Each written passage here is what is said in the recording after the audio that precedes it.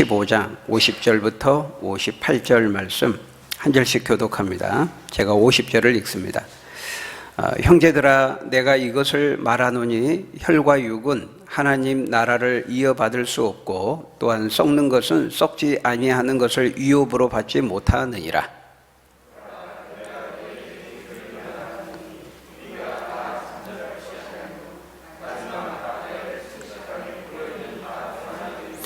나팔 소리가 나매 죽은 자들이 썩지 아니할 것으로 다시 살아나고 우리도 변화되리라.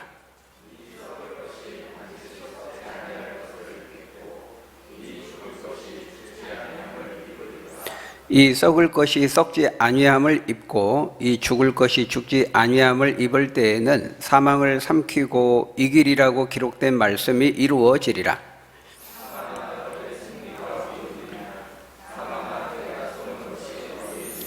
사망이 쏘는 것은 죄요, 죄의 권능은 율법이라.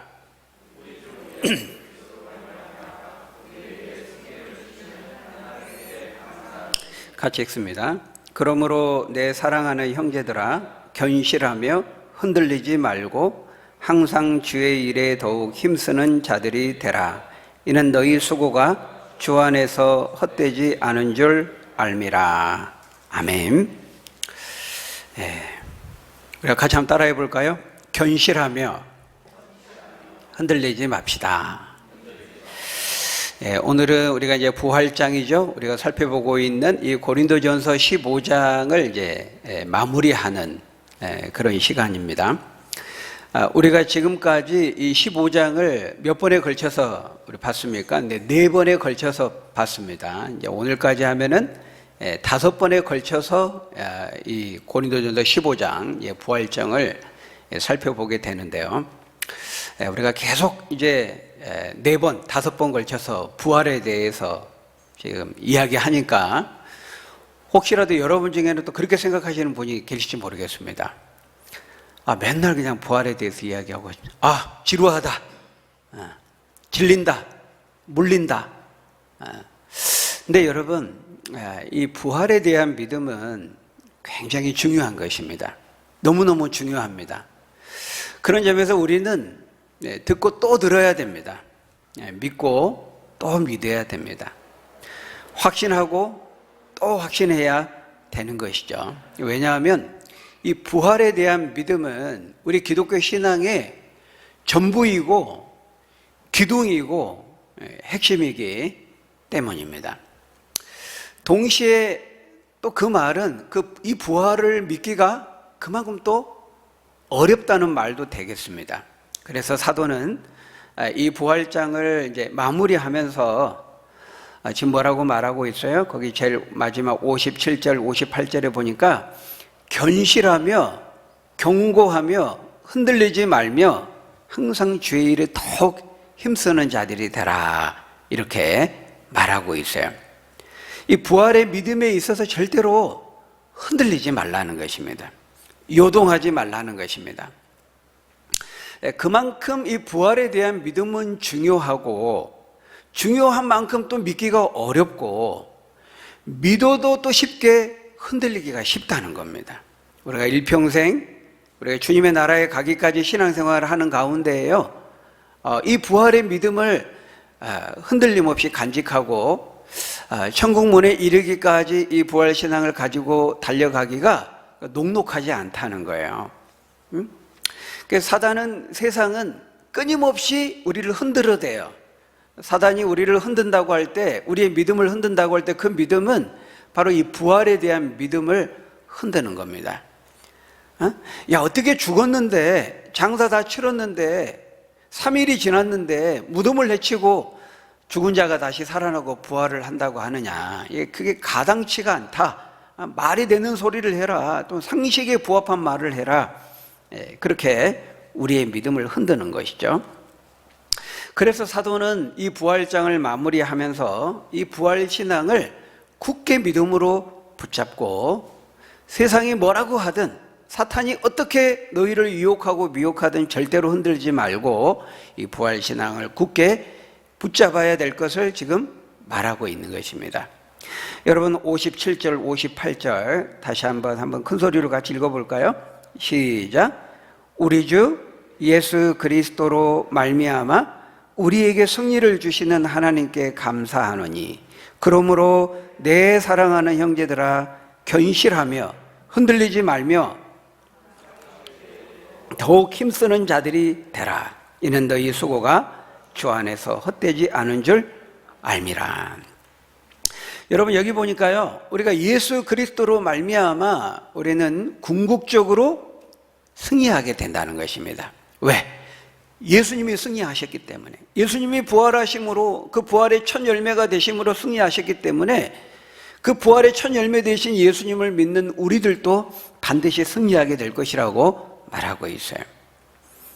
그렇기 때문에 아무리 지금 주어진 우리의 현실이 어렵고 힘들지라도, 암울할지라도 절대로 흔들리지 말고 견실하게 그 부활하신 주님을 붙잡고 부활을 그 날을 소망하면서 항상 주의 일에 더욱 힘쓰면서 믿음 안에서 인내하면서 살아가라는 것입니다. 믿음 안에 인내하면서 우리가 수고하는 그 모든 주의 일들은요, 절대로 헛되게 되지 않는다는 거죠.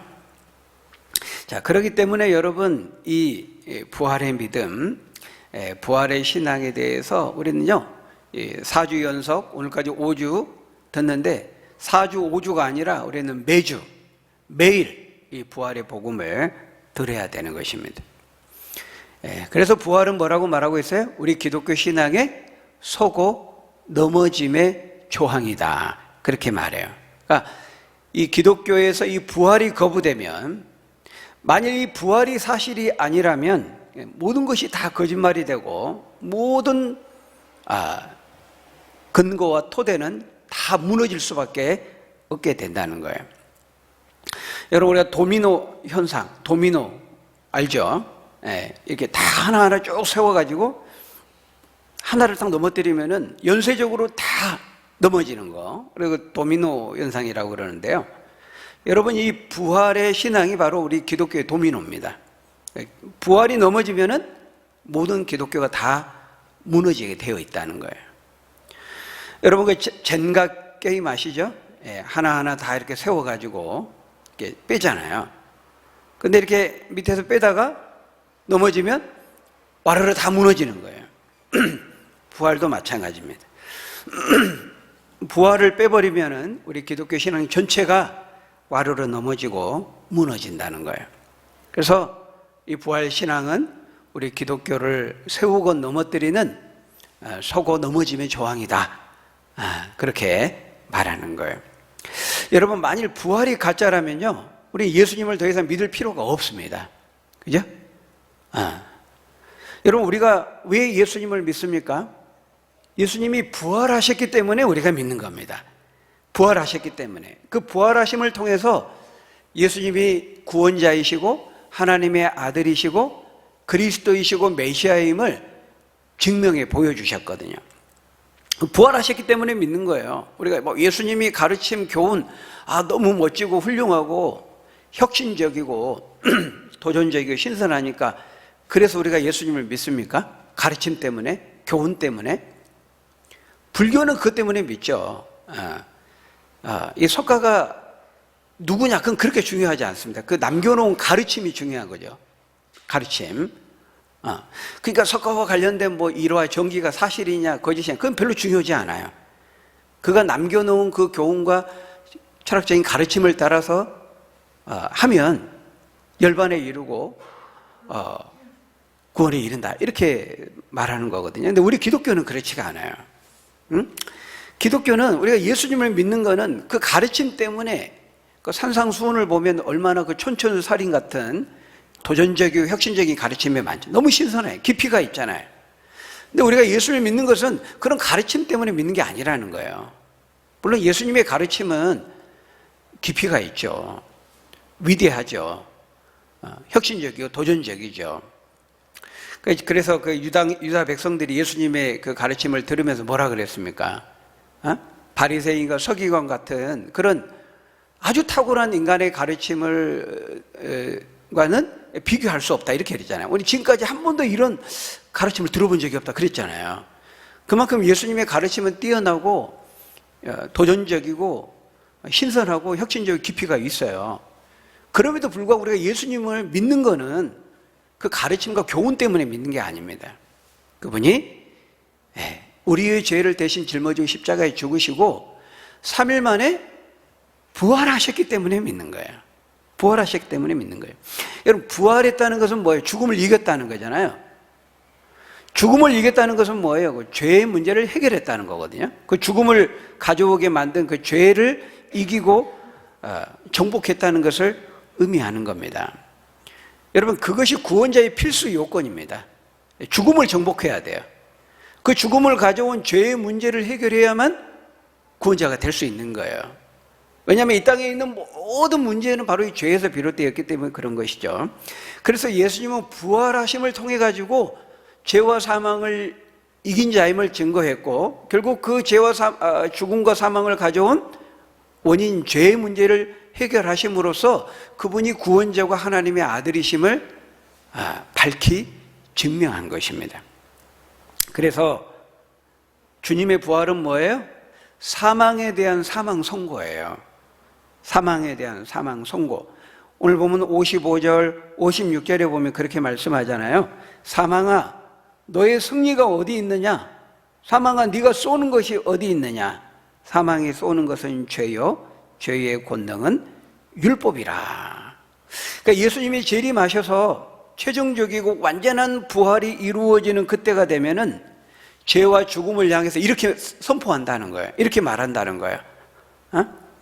오히려 죄와 죽음을 조롱한다는 겁니다. 그때가 되면은.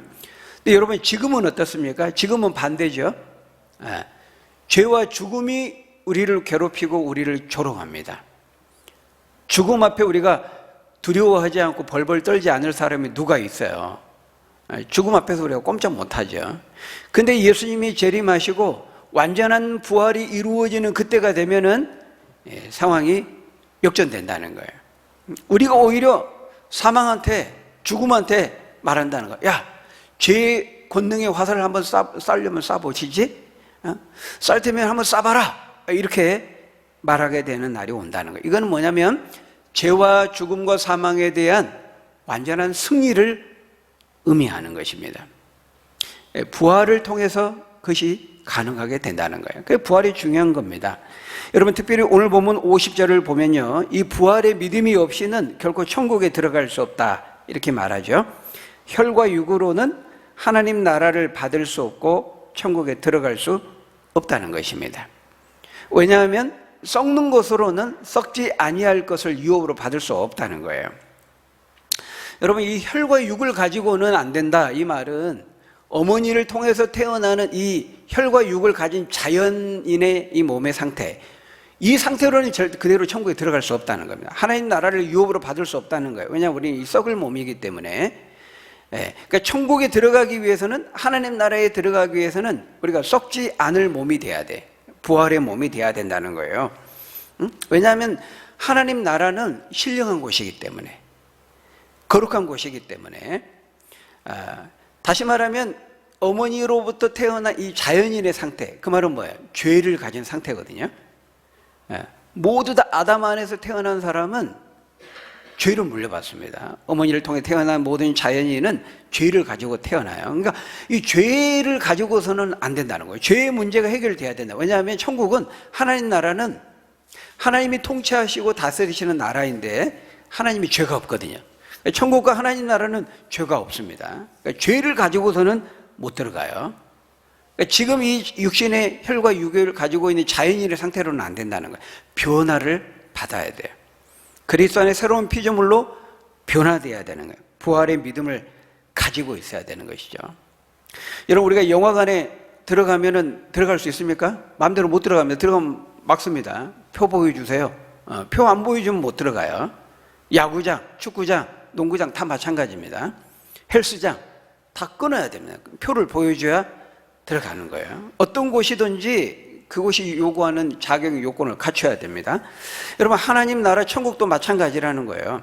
썩는 것으로는 썩지 아니할 것을 유업으로 절대로 받을 수 없다는 거예요. 어머니를 통해 태어난 자연인, 죄를 가진 몸으로는 안 되고 변화를 받아야 된다는 거예요. 죄사함을 받아야 된다는 거예요. 죄의 문제가 해결되어야 한다는 것이죠. 여러분, 왜 사람이 썩죠? 왜 몸이 썩습니까? 죽으니까 썩죠. 왜 사람이 죽습니까? 죄가 있으니까 죽는 겁니다. 죄의 삭은 사망이라 그랬거든요. 그렇기 때문에 이 죄의 문제가 해결되지 않고서는 썩는 것으로는 썩지 아니할 것을 유업으로 받을 수 없어요. 하나님 나라에 들어갈 수 없어요. 여러분, 그럼 어떻게 이 죄의 문제를 해결할 수 있을까요? 어떻게 죄 사함을 받을 수 있습니까? 착한 일을 많이 하면 될까요? 우리가 도덕적으로 바르게 살면 됩니까? 종교적으로 참선을 하고 고행을 하고 수행을 하면서 금욕적인 삶을 살면 됩니까? 교육적으로 많은 지식을 쌓고 교육을 받으면 될까요? 네, 그런 것으로는 안 된다는 거예요. 그런 방식으로는 안 된다는 거예요. 뭐 어떻게 할 수 있습니까? 그 비밀을 오늘 사도가 우리에게 말씀하고 있어요. 51절, 52절 그 비밀에 대해 우리가 말씀합니다. 우리 51절, 52절 한번 같이 읽어볼까요? 시작. 보라, 내가 너희에게 비밀을 말하노니 우리가 다 잠잘 것이 아니요 마지막 나팔에 순식간에 호련히 다 변화되리니 나팔 소리가 나매 죽은 자들이 썩지 아니할 것으로 다시 살아나고 우리도 변화되리라. 여러분, 그 비밀이 뭡니까? 우리가 죄사함을 받을 수 있고 천국에 들어갈 수 있는 그 비밀이 뭐예요? 예수 그리스도를 믿는 것입니다. 여기 보니까 마지막 나팔 소리와 함께 다시 오실 그 예수 그리스도를 믿는 것이라고 말하고 있어요. 십자가에서 죽으시고 3일 만에 부활하시고 하늘로 승천하셔서 마지막 나팔과 함께 다시 오실 그 예수 그리스도를 믿는 것입니다. 그 외에 다른 길은 없습니다. 사도행전 4장 12절에 보니까 뭐라고 말씀합니까? 다른 이로서는 구원을 받을 수 없나니 천하 사람 중에 구원을 받을 만한 다른 이름을 우리에게 너희에게 주신 일이 없느니라, 그렇게 말씀합니다. 여러분, 오늘 본문 거기 57절에 보면 우리의 승리는 누구로 말미암는다고요? 우리는 누구를 통해서만 승리할 수 있다고요? 예수 그리스도를 통해서만.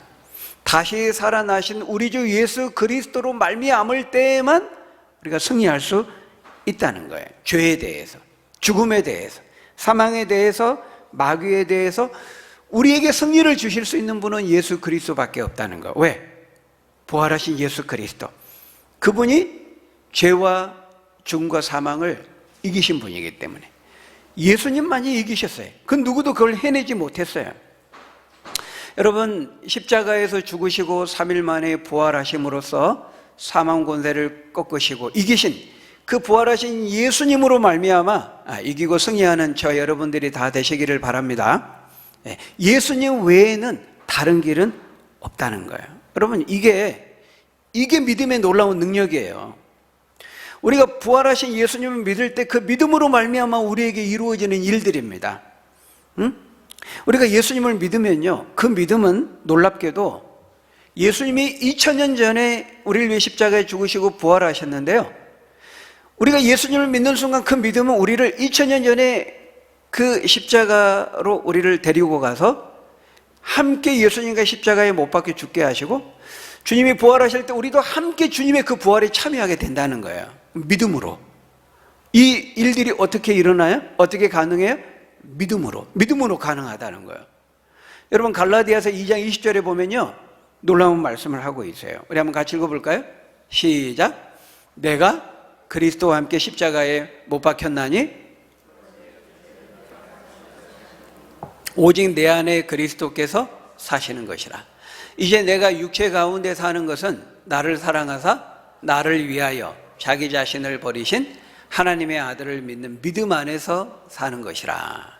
여러분, 여기 놀라운 말씀을 하는데요, 내가 그리스도와 함께 십자가에 못 박혔다는 거예요. 내가 언제 못 박혔어요? 십자가에 못 박혀 죽으신 분은 예수님이에요. 그것도 뭐 한 1년 전, 10년 전이 아니고 2000년 전에 예수님이 십자가에 못 박혀 죽으셨죠. 근데 지금 뭐라고 말하고 있어요? 우리가 예수님과 함께 십자가에 못 박혀 죽었다는 거예요. 못 박혀 죽으신 분은 예수님이고 부활하신 분은 예수님인데, 우리가 그 예수님을 믿는 순간 그 믿음은 우리를 이끌고 어디로 데리고 갑니까? 2000년 전에 그 사건의 현장으로 우리를 데리고 가서 우리가 주님과 함께 십자가에 못 박혀 죽고 주님과 함께 부활하는 그 사건에 참여하는 그 효과를 낸다는 겁니다. 믿음이. 응? 여러분, 우리가 예수님을 믿으면요, 우리는 그리스도 안에 있게 된다고 말하죠. 그리스도 안에 있다. 이 말은 주님과 하나가 된다, 주님과 연합된다, 그런 말입니다.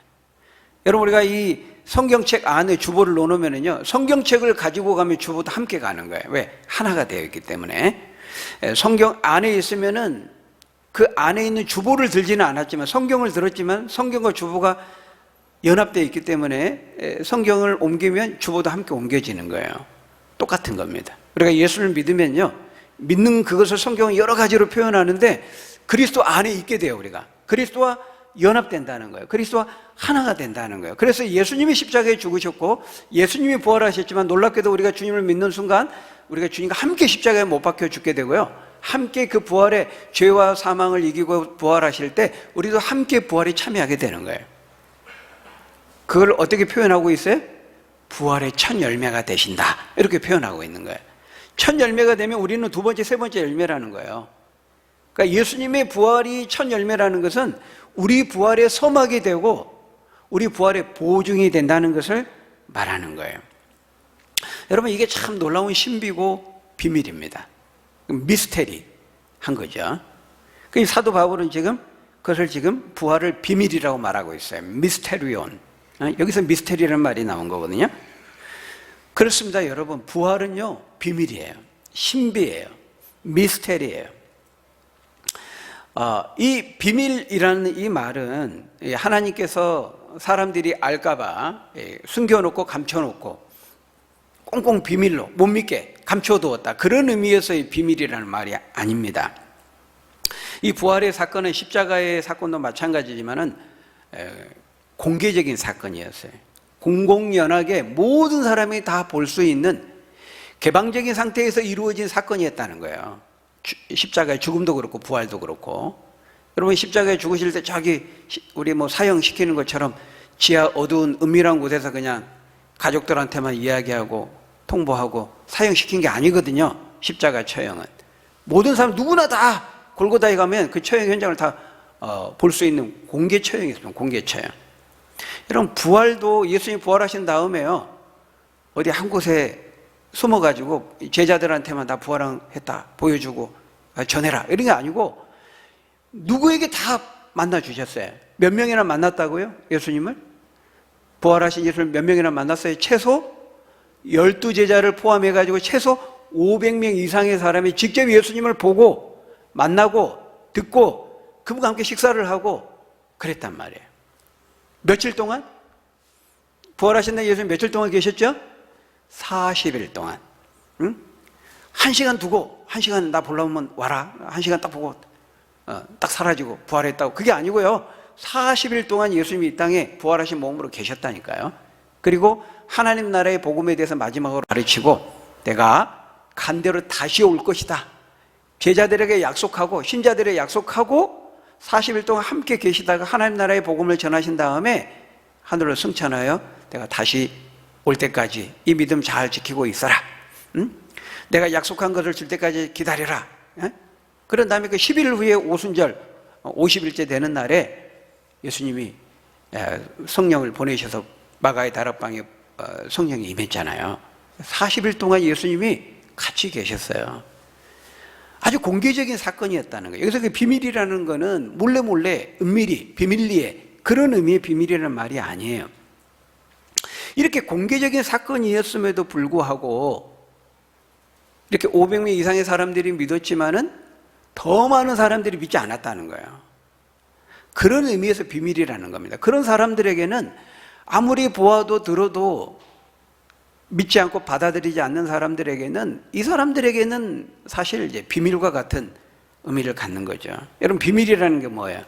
누구는 알고 누구는 모르고, 그게 비밀입니다. 야, 너만 알고 있어?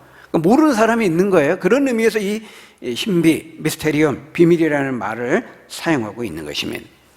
여러분 또한 거기 51절, 52절을 보면요, 이 부활과 관련한 비밀 한 가지를 더 말씀하는데, 그 부활이 완전히 이루어지는 그 부활의 때가 언제라는 거예요? 마지막 나팔이 울릴 때 죽은 자들이 거기 보니까요, 순식간에 호련히 다 살아나고 변화되리니, 그렇게 말하고 있습니다. 예수님이 재림하시는 그날 완전한 부활이 이루어지고 그로 인해서 하나님 나라가 완성된다는 거예요. 여러분, 이건 역시 비밀입니다. 신비입니다. 미스테리입니다. 여러분 한번 생각해 보세요. 지금 우리가 이제 사람이 죽으면 예수님이 재림하셔서 이제 부활이 완전히 이루어질 때까지 그 사이에 지금도 많은 사람이 죽거든요. 그럼 이 사람들은 지금 어떻게 되는 겁니까? 어디로 가는 겁니까? 뭘 하고 있는 겁니까?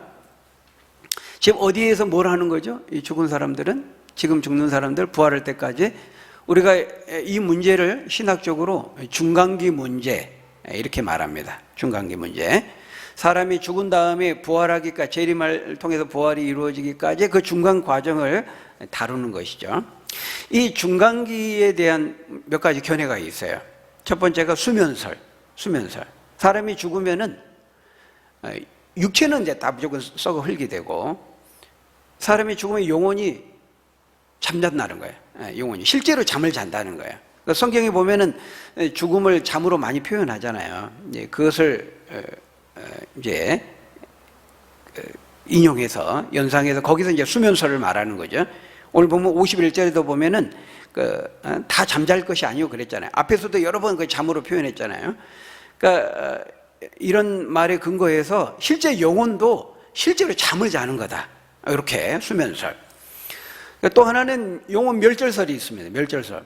우리의 몸만 완전히 썩어 없어지는 것이 아니라 실제 영혼도 완전히 없어진다는 거예요. 영혼 멸절설.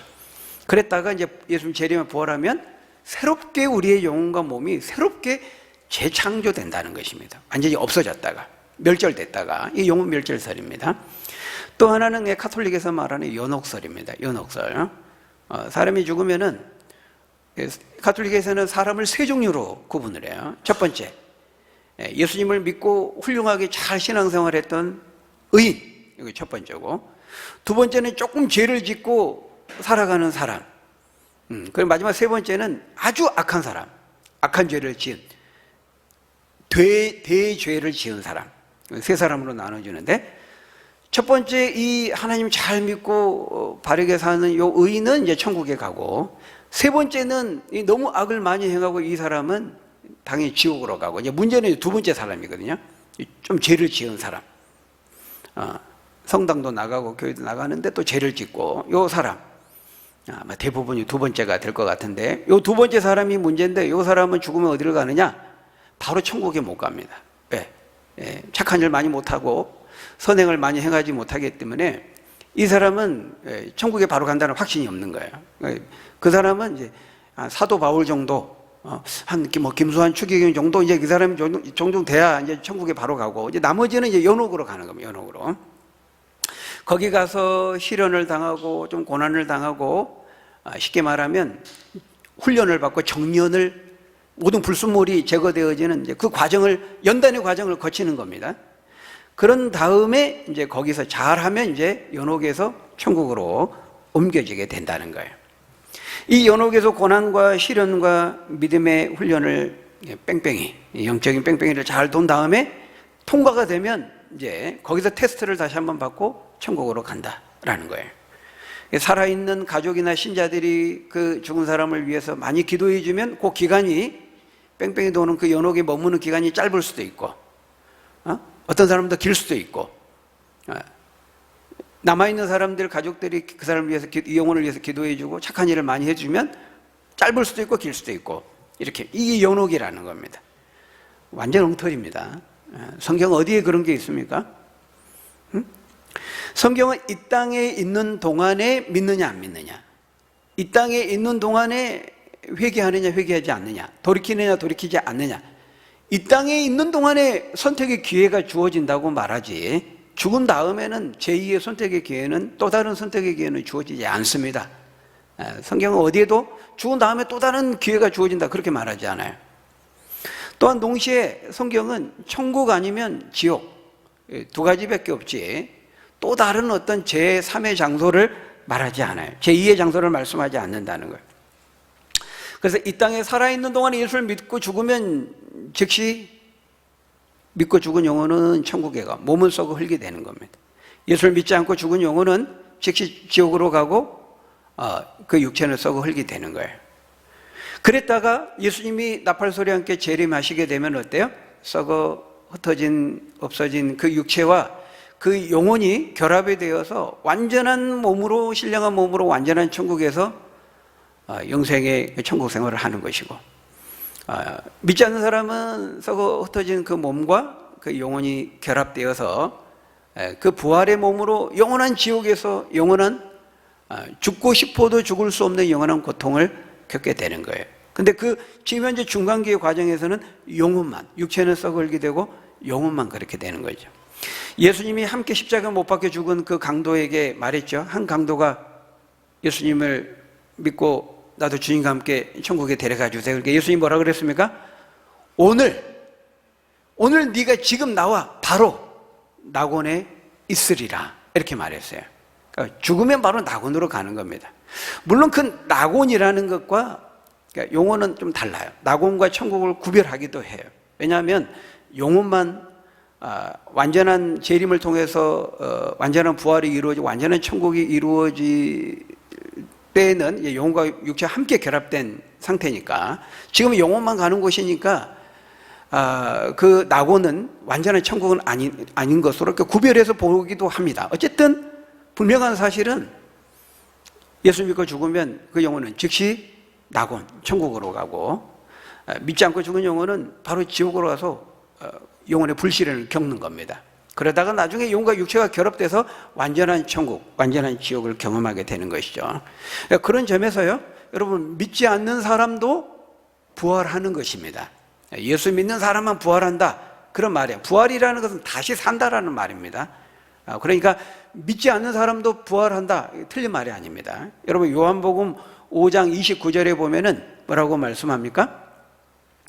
우리 같이 읽어볼까요? 시작. 선한 일을 행한 자는 생명의 부활로, 악한 일을 행한 자는 심판의 부활로 나오리라. 선한 일, 악한 일, 예수를 믿는 것을 말하는 것입니다. 여기 보면은 심판의 부활, 믿지 않는 사람들도 부활하는 거예요. 문제는 모든 사람이 다 죽으면 끝이 아니고 모두 다 부활하는데 그 부활의 양상이 달라지는 거예요. 믿는 사람은 천국에서 완전한 영생을 누리면서 영원한 천국 생활을 할 수 있는 그 신령한 몸으로 부활하는 것이고, 믿지 않고 죽은 사람은 지옥에서 영원한 불시론을 겪으면서 죽고 싶어도 죽을 수 없는 그 부활의 몸으로 지옥의 심판을 겪을 수밖에 없는 그런 몸으로 부활하게 된다는 거예요. 여러분, 물론 우리가 마지막 예수님이 재림하실 때 그 부활이, 그 과정이 어떻게 그 순간 어떻게 이루어질지는 잘 모르겠어요. 그것까지는 성경이 말씀하지 않아요. 그러니까 여기 보니까요, 어떻게 표현하고 있어요? 마지막 나팔이 불 때 순식간에 홀연히 다 변화된다 이렇게 말하고 있거든요. 근데 실제로 이 과정이 어떻게 진행되는지는 우리가 몰라요. 육체는 다 썩어 없어졌잖아요. 근데 영혼과 육체가 어떻게 찾아가지고 어떻게 붙어가지고 결합돼가지고 부활하고 신령한 몸으로 딱 되니 그건 모르겠어요. 그거는 성경이 말씀하지 않아요. 그러니까 사람들은 썩어 다 없어지고 흩어졌는데 어떻게 그게 가능하냐 이렇게 생각할 수 있는 거죠. 근데 성경이 이렇게 말하고 있어요. 순식간에 홀연히 다 살아나고 변화되리라. 우리가 소상히 알지는 못하지만요, 그리고 이것도 비밀입니다. 신비입니다. 미스테리죠. 그렇지만 여러분, 하나님이 하신다는데 뭐가 문제예요?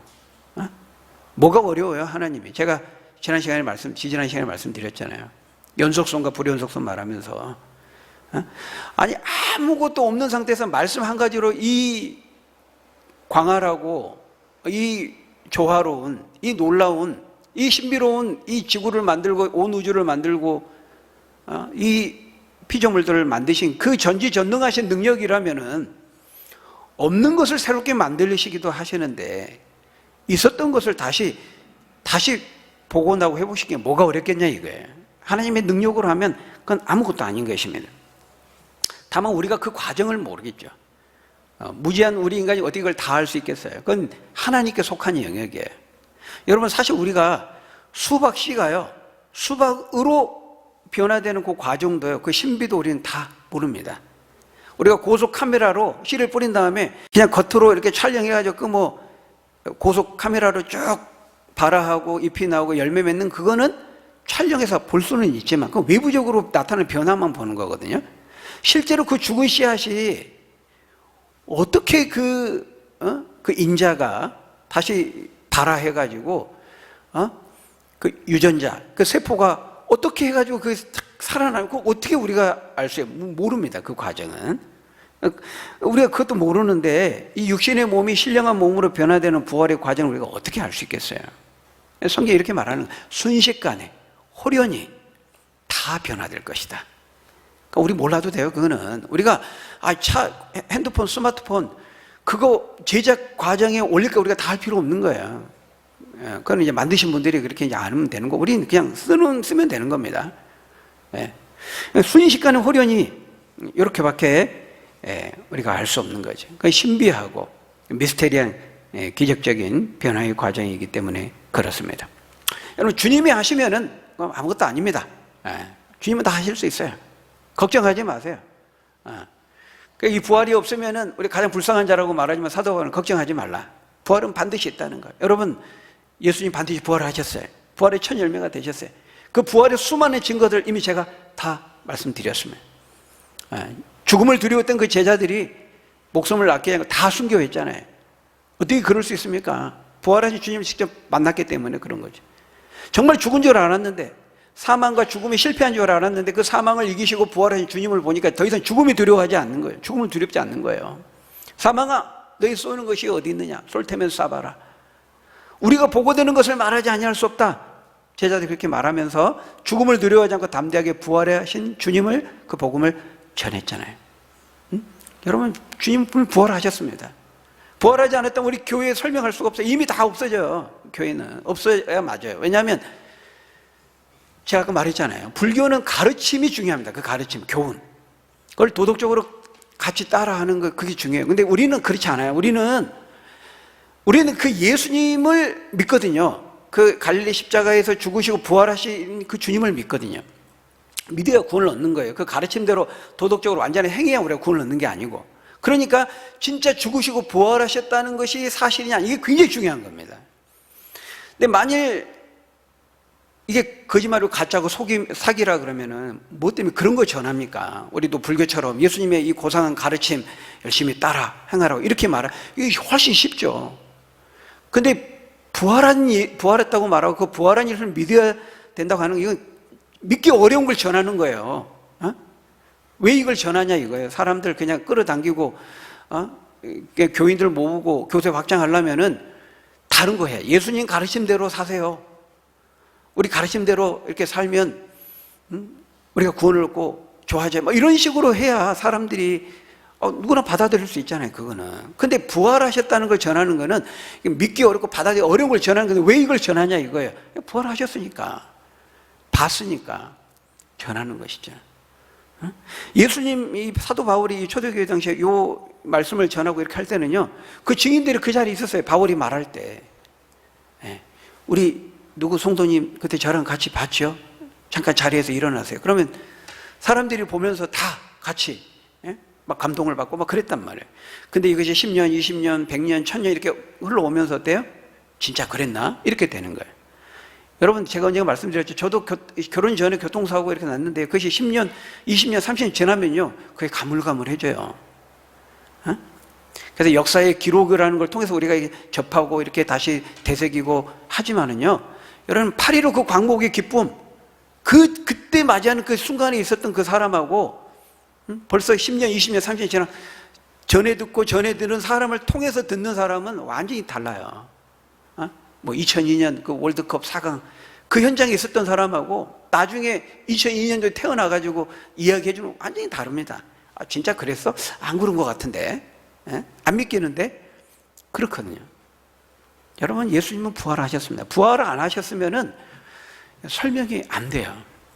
우리 기독교는 그걸 전했기 때문에 그게 사실이 아니면 기독교는 진짜 없어져요. 교회는 진짜 존속할 수가 없어요. 여러분, 부활의 첫 열매 되신 그 주님을 따라서 우리도 부활할 것입니다. 절대로 여러분, 내 사랑하는 형제들아, 경고하며 흔들리지 말며 항상 주의 일에 더욱 힘쓰는 자들이 되라. 이는 너희 수고가 주 안에서 헛되지 않은 줄 알미니라. 우리가 믿음 안에서 말씀을 따라서 우리가 신앙생활하고 또 교회 안에서 하나님의 일을 하고 복음을 전하고 하는 이 모든 일들은 절대로 헛되게 되지 않아요. 부활이 없다면은 우리가 불쌍한 자고 다 헛된 것이 되겠지만은 절대 그렇지 않다는 거예요. 여러분, 사단과 이 세상은 지금도 우리를 끊임없이 흔들어댑니다. 이 부활에 믿음 갖지 못하도록, 소망 갖지 못하도록 끊임없이 흔들어대요. 때로는 돈으로 흔들고 건강의 문제로 흔들고 이 세상의 불안하고 불확실한 문제로 우리를 흔들어요. 할 수 있는 모든 방법과 수단과 매체를 동원해가지고 어떻게 하든지 부활 못 믿도록, 부활 그런 건 없어, 천국 지옥 그런 건 없어 하면서 우리를 유혹해요, 미혹해요. 여러분, 그렇게 절대로 흔들리지 마시기 바랍니다. 주님은 부활하셨고 우리의 부활의 첫 열매가 되셨고 우리도 그 부활의 첫 열매 되신 주님을 따라서 반드시 부활할 것이기 때문입니다. 견실하며 흔들리지 말며 항상 주의 일에 더욱 힘쓰는 저희 여러분들이 다 되셔 부활의 소망을 굳건히 붙잡고 오늘 또 뚜벅뚜벅 그 믿음의 한 걸음을 걷는 저희 여러분들이 다 되시기를 예수님의 이름으로 간절히 축원합니다. 기도하겠습니다. 아버지 하나님, 우리 제자들 그 죽음이 두려워서 문을 꼭꼭 닫고 숨어 있었던 그 제자들이 부활하신 주님을 만난 다음에 완전히 변화되어서 죽음을 두려워하지 않고 순교하면서 부활하신 주님의 복음을 전했습니다. 그 결과 오늘 세계 방방곡곡에 오늘 우리에게까지 이 복음이 전해지고 우리도 믿게 되었습니다. 아버지 하나님, 끊임없이 세상은 이 부활을 믿지 못하도록 흔들어대지만 절대로 흔들리지 않게 하시고 견고하게 견실하며 흔들리지 말며 더욱 주 안에서 주의 일에 힘쓰며 이 말씀의 약속을 붙들고 믿음의 전진을 해나갈 수 있는 우리 모두가 될 수 있도록 하나님 인도해 주시고 축복해 주옵소서. 예수님의 이름으로 감사하며 기도합니다. 아멘.